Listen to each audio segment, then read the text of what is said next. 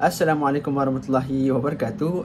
Nama saya Irfan Muhammad Zahir. Jadi berkaitan dengan kursus Family Management atau pembungkusan keluarga, berkaitan dengan tugas saya yang terakhir iaitu oral report.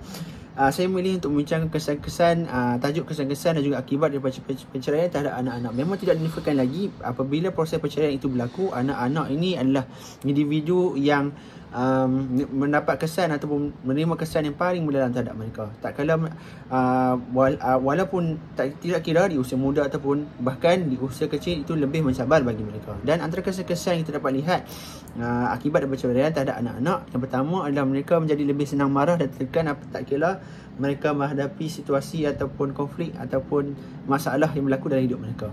Mereka pun dapat bahawa dengan melafazkan nafsu marah mereka itu dapat menyelesaikan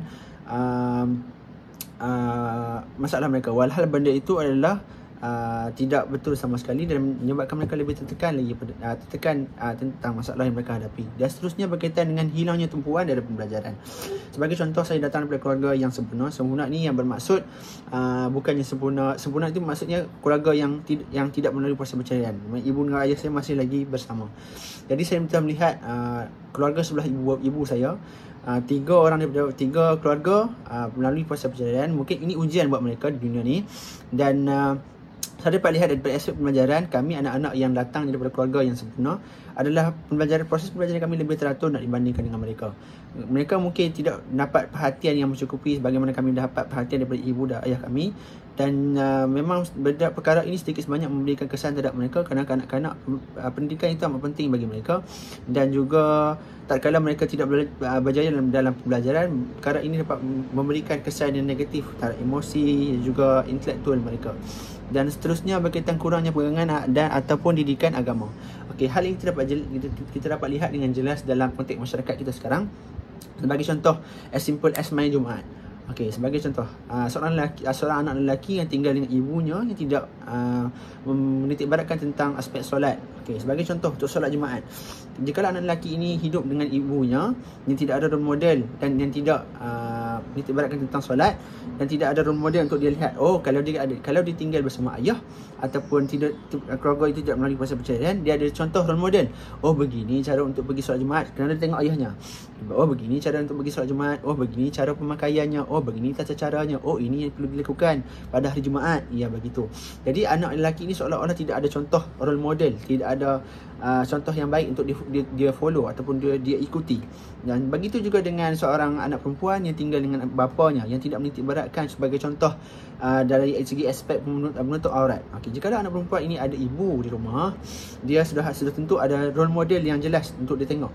Oh, begini caranya untuk aurat dengan baik. Oh, begini cara pemakaian yang dianjurkan oleh Islam. Jadi sebagaimana jika anak perempuan ni dan ayah ini tidak menitik beratkan aspek penutup aurat, jadi pendidikan agama itu kita dapat lihat memang jelas nak dibandingkan dengan keluarga yang sempurna ataupun keluarga yang tidak melalui proses perceraian. Dan seterusnya, mudahnya terpengaruh dengan perkara yang tidak bermanfaat. Ini kita dapat lihat dengan jelas. Saya sudah melihat dengan dengan mata kasar sendiri, tak kala ibu bapa mereka gigih untuk menyara keluarga kecil mereka secara individu dan tidak berpasangan.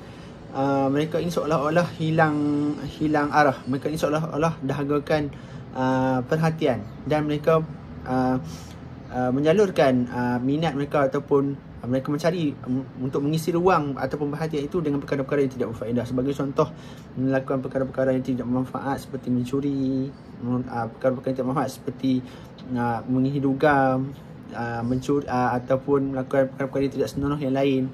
Jadi anak-anak ni bukannya tidak tahu perkara itu negatif ataupun, tapi tidak ada tunjangnya di awal itu bagaimana nasihat ibu bapa tu adalah amat penting pada kanak-kanak. Kerana untuk mendidik seorang anak itu usia 8 hingga 12 tahun itu adalah usia yang paling penting. Itulah usia untuk mendidik ataupun membentuk sasiah anak itu sendiri. Jadi tak kala ibu bapa ini sibuk mencari wang untuk menyara kehidupan mereka, tempoh waktu yang penting itu diabaikan dan seterusnya perkara sudah dan ada satu pepatah melentur buluh biar dah dari rebungnya. Anak-anak yang kecil ini adalah rebung itu, dan apabila sudah menjadi buluh memang sudah tidak dapat apa-apa dilakukan lagi. Jadi berbagai kesan ni kita dapat lihat dan kesan-kesan ini sehingga sekarang tidak memberikan kesan yang positif, dan semuanya kesan negatif. Jadi lah dianjurkan sebagai seorang ibu bapa untuk melihat kesan-kesan ini ada, jika ada berlaku puasa perceraian, adakah ia dialami oleh anak-anak mereka, dan bagaimana cara untuk